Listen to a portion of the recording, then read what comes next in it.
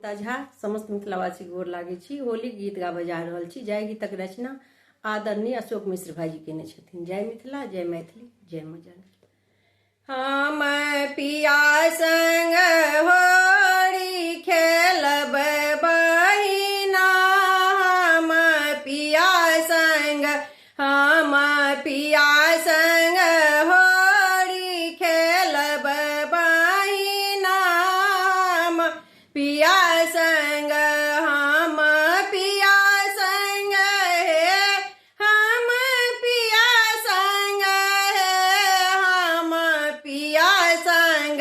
हम पिया संग होली खेलब बहिना, हम पिया संग पहिने निहारब हम अपन पिया के,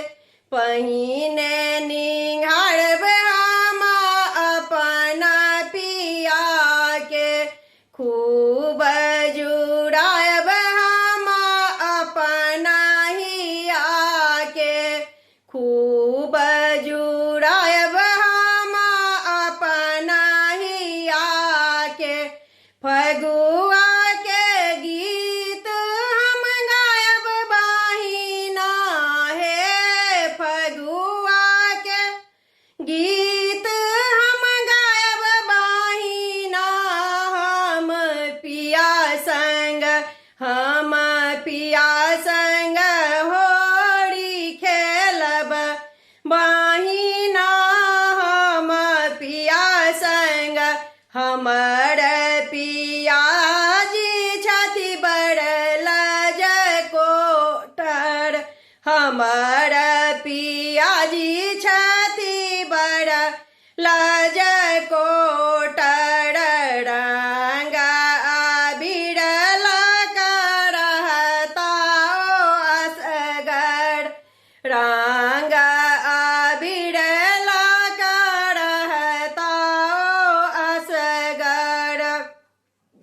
नाहू नाहू बरथिन पिया बहिना हे, नाहू नाहू बरथिन पिया बहिना, मोर पिया जी हम पिया संग होली खेलब बहिना, हम पिया संग जखनाहि पिया मोरा आंग लगता, जखनाहि पिया मोरा आंग लगता, मुदित हृदय सा पिया रंग सा रंगता, मुदित हृदय सा पिया रंग सा रंगता,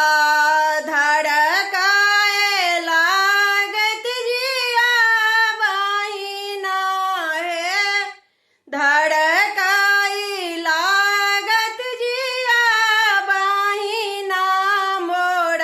पिया संग हम पिया संग होली खेलब बहिना, हम पिया संग हरियर लाल पियर रंग घोरबई, हरियर लाल पियर रंग घोरबई, रंग अबीर सा पिया जी के तोपबई, रंग अबीर सा पिया जी के तोपबई, भरी मन फगुआ खेलबै बहिना, हम पिया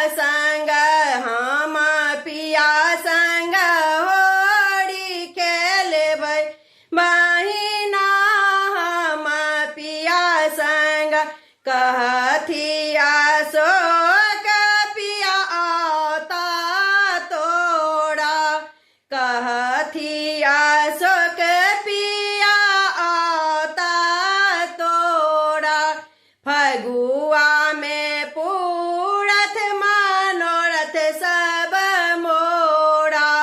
फगुआ में पूरत मनोरथ सब मोरा। तना मना पुलकित होयत बहिना हे, तना मना पुलकित होयत बहिना, मोर पिया संग हम पिया संग होली खेलब बहिना, हम पिया संग हम पिया संग हे, हम पिया संग हे, हम पिया संग हे, हम पिया संग हे, हम पिया संग, हम पिया संग होली खेलब बहिना, हम